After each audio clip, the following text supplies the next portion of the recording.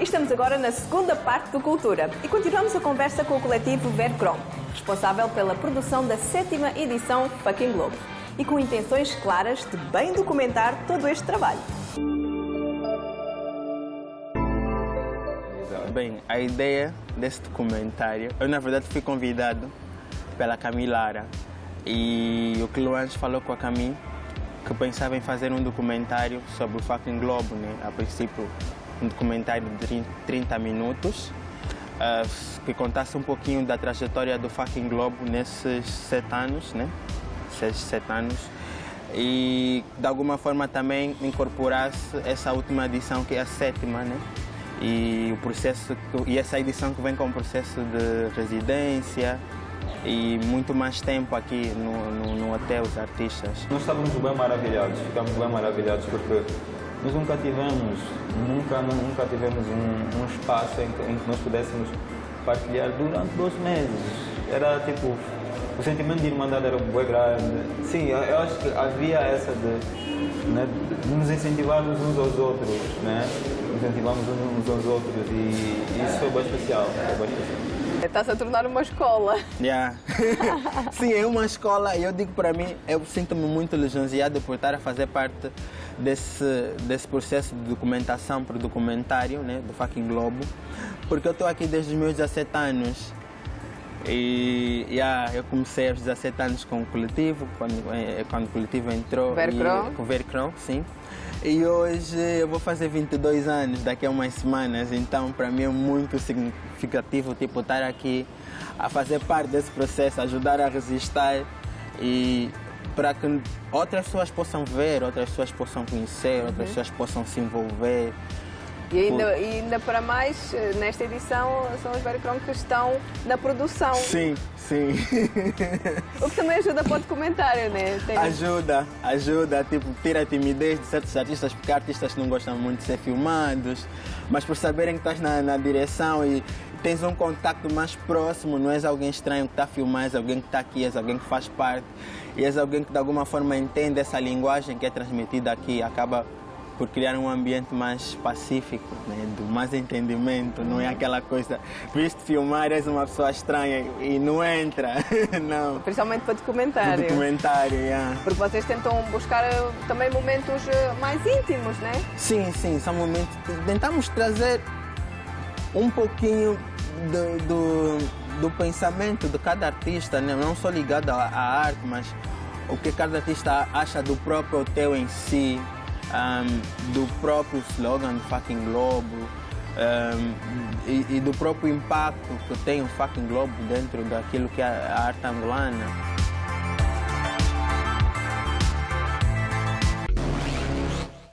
Flávio Cardoso, no quarto 222, traz a instalação Mayombola 2.0, a arte sobrenatural do enriquecimento. Vamos explorar? Um ponto de partida que é este tema da tecnologia, que é um tema que eu já venho a trabalhar há alguns anos. Portanto, eu sou formado em engenharia informática e nessa coisa da conversão para as artes, ou na experiência das artes, eu trago muito da minha bagagem técnica para o meu trabalho e, portanto, essa coisa da Mayombola 2.0, na verdade, é uma referência, é uma figura de estilo que eu encontrei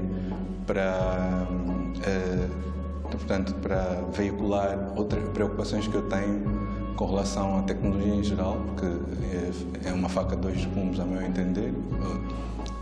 Hoje tu tens mecanismos que são tanto para o bem da sociedade, como também influenciam muito negativamente na construção social, na construção da identidade.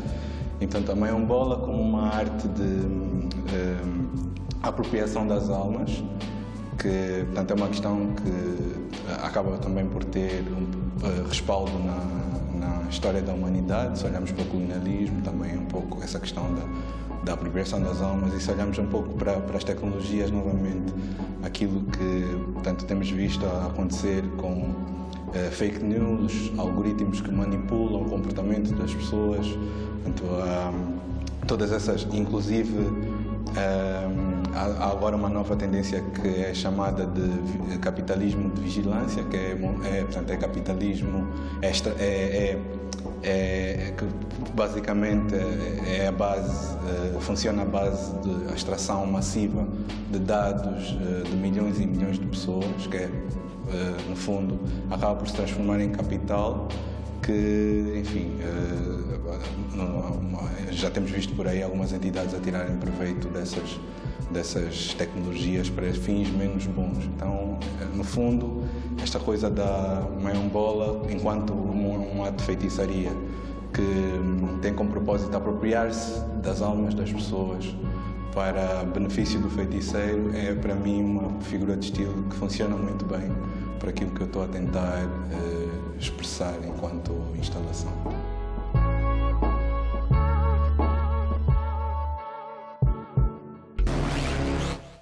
O quarto 223 trouxe Guardiãs, de Mona Paul, arte em forma de ritual de sororidade, que surgiu no questionamento da fotógrafa relativamente à real sororidade para com outras mulheres e de que forma poderia materializar atos dessa natureza. Vamos passo a passo.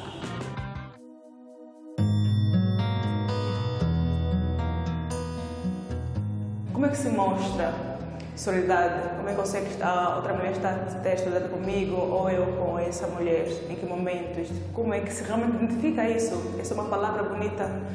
Então eu pensei... E que está na moda. Exatamente, todo mundo quer falar e a prática, né? Eu chamei de ritual de cura. É um ritual de sororidade, mas a ideia é ritual de cura mútua. Sempre são duas mulheres a fazerem esse ritual. As mulheres, o ritual, né, é composto de 10 passos. Cada passo tem um símbolo e uma frasezinha, como se fosse um encantamento que se diz durante o ritual. Imagina uma dança, só que nessa dança, cada passo é representado por um símbolo e uma frase de texto, que todas elas compõem uma só, que chama-se Guardiã. 10 passos começa a empatia, termina em Guardiã, que é o momento do auge. As mulheres, uma com a outra, sempre duas, nunca uma sozinha, porque não gostaria de praticar sororidade sozinha, tem que ser sempre com outra mulher. Fazem os passos, os 10 passos, começando na empatia, enquanto dizem a frase de encantamento, né? Para completar o ritual. Fazem elas os 10 passos e quando chegar ao último, são guardiãs. A ideia de sororidade vai conectar as mulheres, né? O fio vermelho, porque nesse momento a ideia de sororidade. Daí que está a conexão entre os passos todos. Fiz um call no Facebook e anunciei a intenção, e quem se reconhecesse com a ideia, mas ou quisesse saber mais e depois eu explicava o que era, passava a ser fotografada por mim. São pessoas desconhecidas que não se conhecem, algumas se conhecem, por exemplo, e não são amigas, porque é fácil, temos empatia, por exemplo, com uma pessoa que já conhecemos e ficamos por horas aqui a falar, falamos 2 ou 3 aqui, e eu queria poder ter filmado aquele momento, porque aquilo era o objetivo geral do projeto, é que as mulheres sentassem e falassem sobre o assunto. Eu tive uma oportunidade de fazer isso. E em todas as vezes que eu fotografei mais de 2 mulheres só, sentamos, falamos, ok? Sempre. Mas nesse dia eram, 7 mulheres, acho, mulheres meninas, que falamos e notava-se que estávamos diferentes. Uma delas disse, ainda bem que tivemos isso.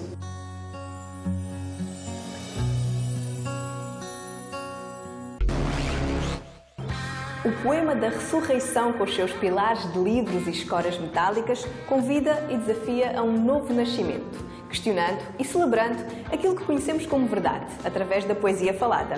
Hora do quarto 224, com instalação e performance, Quilões-que ainda e Jalia the Bird.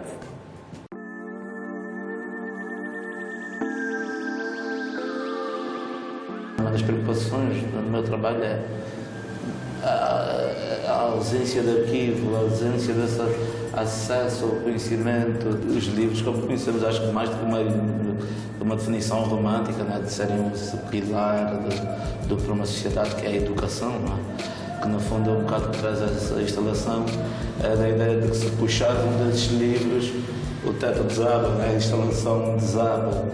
que cada livro torna-se um componente importante para suster esse teto, para sustentar esse espaço. Como é que te surgiu este tema, Poema da Ressurreição? É um dos poemas da Jalía, de Burke. No fundo, como é que nós podemos alcançar a ressurreição, como é que nós podemos renovar-nos, como é que podemos dar vida através das palavras do poema. Nós precisamos de ainda entrar nessa reconciliação com o passado. E quando eu digo passado, eu vou saltar até o tempo da escravatura, do tempo da colonização, do trabalho forçado, do tempo da guerra civil. Quer dizer, há distintos períodos, não é? Ciclos de violência que não foram encerrados, quer dizer, não fomos capazes de confrontá-los e de nos redimirmos quanto a isso. Sinto muito que há aqui uma questão que às vezes reverte para um otimismo exacerbado, que muitas vezes deixa de parte todo um debate sobre traumas, sobre pessoas que ainda hoje vivem com certos fantasmas, não são atribuladas por certos fantasmas nas suas vidas. E então acho que isso, essa necessidade do país se reconciliar consigo mesmo, e isso passa muito por esse processo do arquivo, do acesso ao conhecimento, dos livros, não é? Dos filmes e das obras de arte. É necessário que se fale sobre isso. E daí também surge a ideia dessa instalação, de que a forma que podemos coabitar sobre o mesmo teto. Um dos elementos importantes é isso, é o conhecimento, são os livros e a informação, e toda a informação que pode conter neles, e que sejam questionados e que sejam revistos, mas o debate está sempre aberto, não é?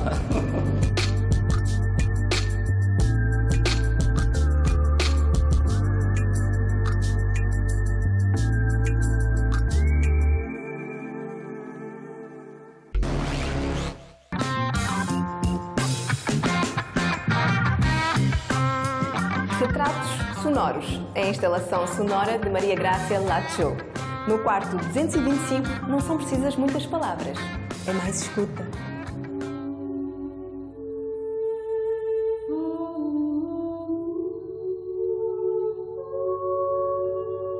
Este quarto funciona como um ateliê farmacêutico temporário que é pensado para o cuidado de almas criativas, que eu acho que somos todas artistas ou não artistas.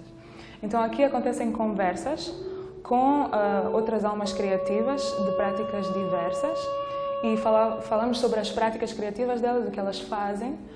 Centramos-nos no assunto da cura, todos os aspectos que isso pode haver, e também se proporcionam cura através da sua prática, coisas assim. Falamos também sobre a ligação entre espiritualidade e arte.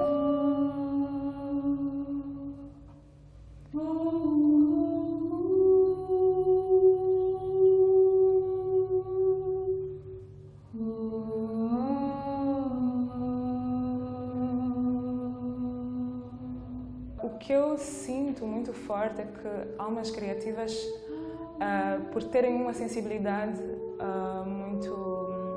muito sabida dentro delas, elas podem ter a capacidade de proporcionar cura, não só a elas mesmas, mas também a outras pessoas. Estavam aqui duas pessoas, neste caso tu e o entrevistado. Como é que se passava? Como é que era este flow? Então, a pessoa chegava, tinha aqui umas velas, um incenso, tomávamos chá, um chá relaxante para começar o momento, e depois gravávamos a conversa estruturada em 4 partes. Falamos primeiro da prática criativa da pessoa, depois falávamos sobre noções de cura, em seguida tem uma parte chamada Mapeando Sensações, onde exploramos a forma como a pessoa se sente, como é que a pessoa explora os seus sentimentos, as suas sensações, até mesmo na sua prática. E acabamos por falar de espiritualidade.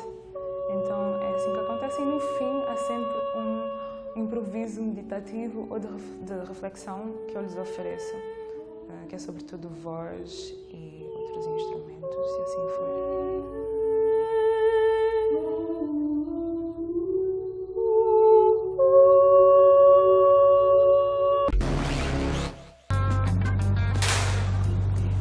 Desmontra.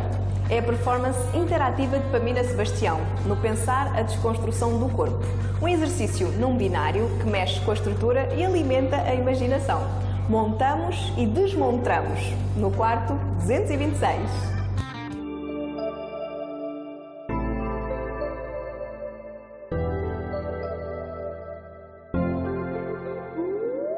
Sim, continua a ser o Só Belo mesmo, mas uma versão mais interativa. Nesta versão um pouco mais focada em as próprias pessoas fazerem a performance. Elas virem aqui e poderem descolar, mover, tirar as peças fora do lugar.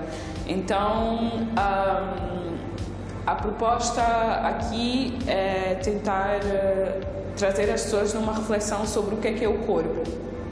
O que é um corpo? Que categorias são essas que foram criadas sobre esse corpo? Quais os significados inscritos? Mas mais importante, será que se nós tivéssemos tempo para nos imaginarmos, continuaríamos a fazer o corpo exatamente da mesma maneira ou criaríamos algo completamente diferente? Então a possibilidade que eu estou a dar às pessoas é de terem tempo com essas chapas individuais de se imaginarem.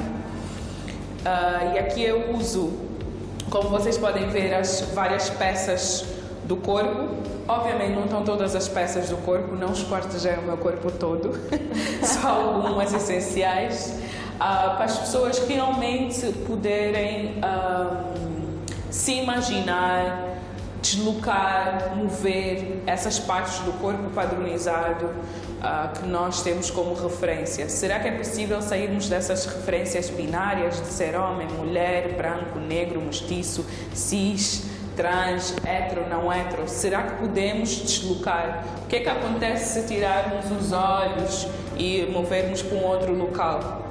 Então a minha proposta, em vez de estar a mostrar às pessoas essa deslocação, é elas mesmas terem tempo para fazerem esse movimento de deslocação das peças do corpo e elas próprias criarem algo novo.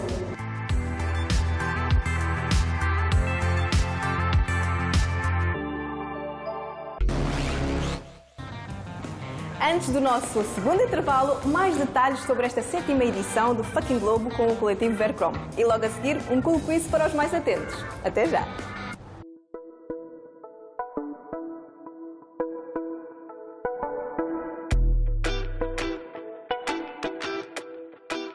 Este ano tivemos mais quartos.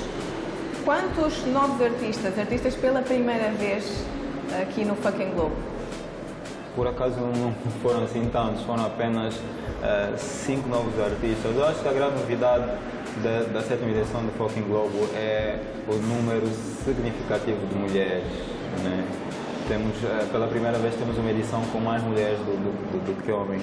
E isso diz muito sobre o compromisso que o Fucking Globo tem vindo a assumir ao longo destes anos. Nós tivemos que literalmente morrer, né, como Bertrons, e renascer todos os dias, que é para continuar a nos levar naquilo que é para conseguir dar resposta àquilo que era as necessidades de produção do Fucking Globo, da 7ª edição do Fucking Globo. Então foi super desafiante, foi sair da nossa bolha, porque sim, nós trabalhamos em grupo, é muito fácil às vezes as pessoas pensarem os Vercrons sabem trabalhar dentro de dinâmica de grupo. Sim, mas é diferente, é tipo um grupo a comunicar com outro grupo. Mas foi surpreendente, foi inovador e foi bué desafiante. E acima de tudo, bué de aprendizados.